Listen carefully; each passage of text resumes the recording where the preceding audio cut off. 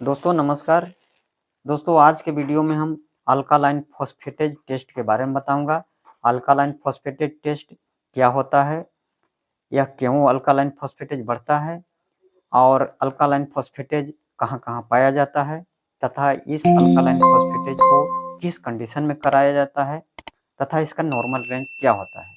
Alkaline phosphatase एक तरह का एंजाइम्स होता है जो मूलतः आपके आंतों में, किडनी में, बोन में, प्लेसेंटा में पाया जाता है और ये सबसे ज़्यादा लीवर में पाया जाता है। अल्कालाइन फॉस्फेटेज का लीवर में काम है प्रोटीन, कार्बोहाइड्रेट तथा फैट का मेटाबॉलिज्म करना।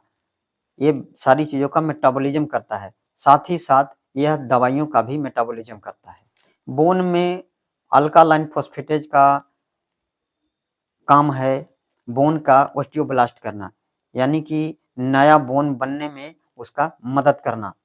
नया बोन बनते रहता है और पुराना डिस्ट्रॉय होते रहता है, तो नया बोन बनाने में अल्कालाइन फॉस्फेटेज का रोल होता है।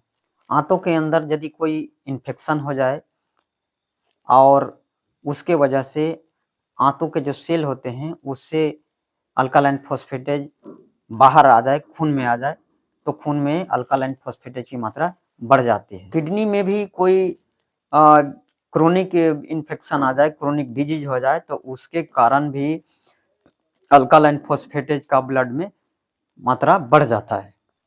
और अगर लीवर में कोई प्रॉब्लम आ जाए, लीवर में कोई डैमेज आ जाए, तो उसके वजह से जो लीवर के जो सेल होते हैं वो डैमेज होने लगते हैं और लीवर के अंदर जो सेल होते हैं उसमें जो अल्कालाइन फॉस्फेटेज एंजाइम होता है वो रिस करके आपके ब्लड में आ जाते हैं, तो खून में अल्कालाइन फॉस्फेटेज की मात्रा बढ़ जाती है।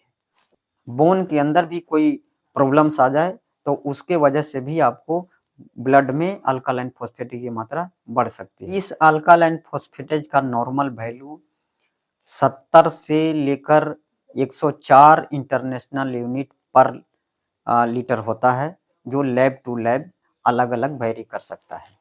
अल्कालाइन बोन फॉर्मेशन में काफ़ी मदद करता है, हेल्प करता है, तो जितना नया बोन बनेगा, जितनी तेज़ी से नया बोन बनेगा, उतनी ही आपकी अल्कालाइन फॉस्फेटेज ब्लड में बढ़ेगा और उसकी वैल्यू बढ़ेगी। बच्चों का शारीरिक ग्रोथ काफ़ी तेज़ी से हो रहा होता है, तो उनके अंदर भी अल्कालाइन फॉस्फेटेज की मात्रा नॉर्मल से दुगना-तिगुना खून में बढ़ा हुआ पाया जाता है।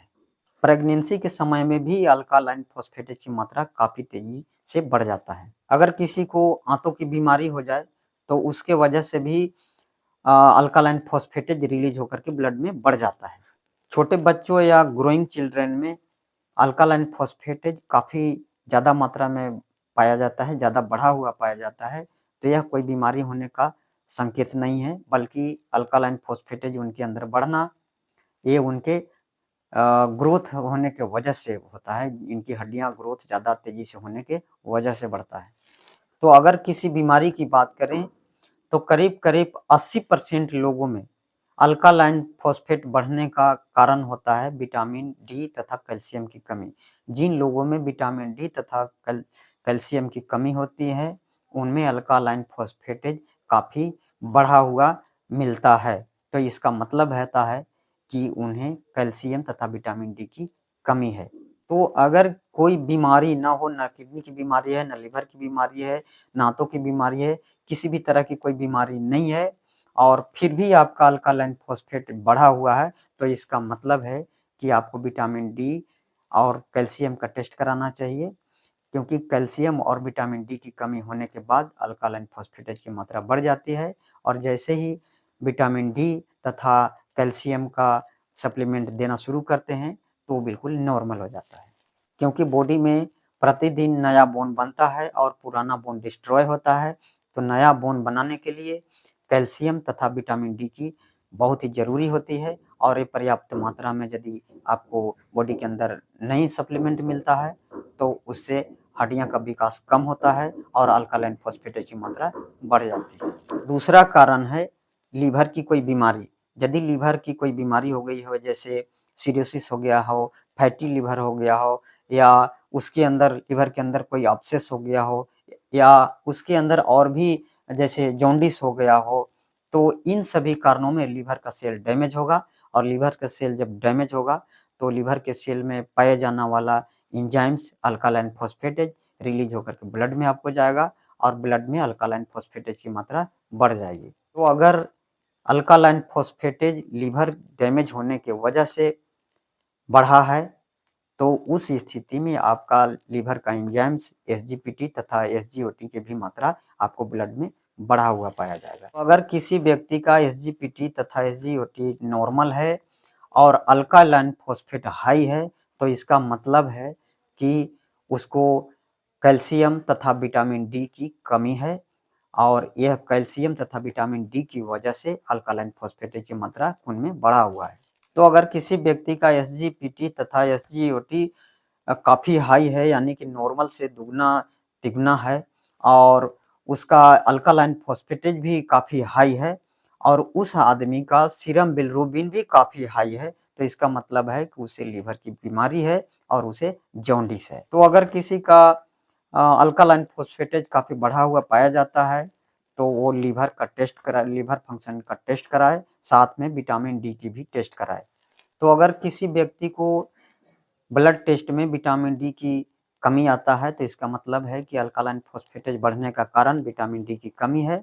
तो उस स्थिति में आपको सप्ताह में 2 दिन विटामिन डी की गोली लेनी है और साथ में 1 गोली कैल्शियम की रोज लेनी है और इसको लगातार आप 6 महीने तक लेते हैं तो आपका अल्कालाइन फॉस्फेटेज की मात्रा आपका धीरे-धीरे कम हो जाएगा। तो अगर आपका एसजीपीटी तथा एसजीओटी हाई है और साथ में आपका सीरम बिलिरुबिन भी काफ़ी हाई है तो इसका मतलब है कि आपको लीवर की कोई बड़ी बीमारी है।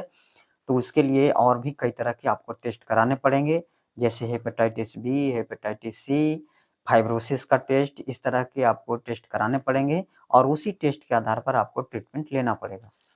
कभी-कभी कोई बीमारी आपको नहीं है, सारे जाँच नॉर्मल है, कोई बॉडी पेन नहीं है, बॉडी में किसी तरह की और कोई बीमारी नहीं है, फिर भी अल्कालाइन फॉस्फेटेज की मात्रा बढ़ा हुआ है, तो इसका मतलब है कि आपको कोई बीमारी नहीं है, ये ऐसे ही अपने आप ही अल्कालाइन फॉस्फेटेज की मात्रा बढ़ा है, तो ये बॉडी में किसी तरह का नुकसान नहीं करता है, ये आपको ग्रोथ होने की वजह से ऐसा होता है, तो इसको ट्रीटमेंट करने की ज़रूरत नहीं पड़ती है, इसको सिर्फ निगरानी करने की ज़रूरत पड़ती है।